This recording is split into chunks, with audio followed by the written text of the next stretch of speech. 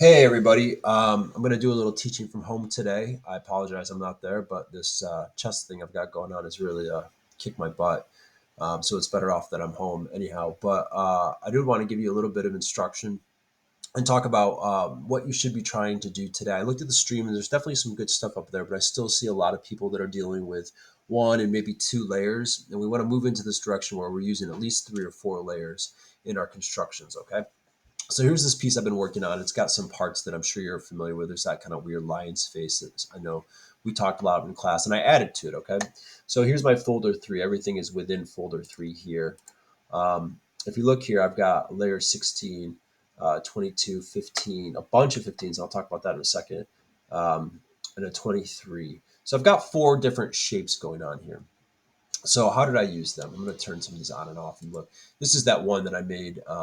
This was two. I turned into one. I flattened into a singular layer here, and I like it's kind of got this bullhorn thing going on, or like a hammerhead shark part up here. So I thought that made for a good head.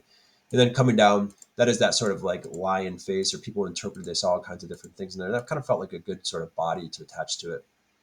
And then if we come down here, see sort of platypus, kind of like almost like kind of feels like a bird.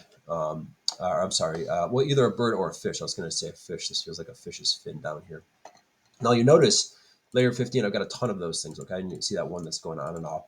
And the one thing I want to talk about, so, in this case, I'm using one shape here, another shape here, and another shape here to make up the bulk of my design. Okay. The bulk of, let's say the body in this case. But then what I picked one shape that I wanted to kind of, excuse me, scatter around and just add some more detail to it. And this is a way that you can get a little bit more complexity into it with just picking one shape. And in this case, I made it really, really small, right? And then I just decided to kind of like put it around the top of this, almost as if it's like a crown or something like that around this headpiece part. And then of course, I do the thing where I duplicate the layer, flip it, slide it across using shift. And I did that with all these. So they're all in the perfect alignment with each other. Actually, I can see that one right there is off by a hair.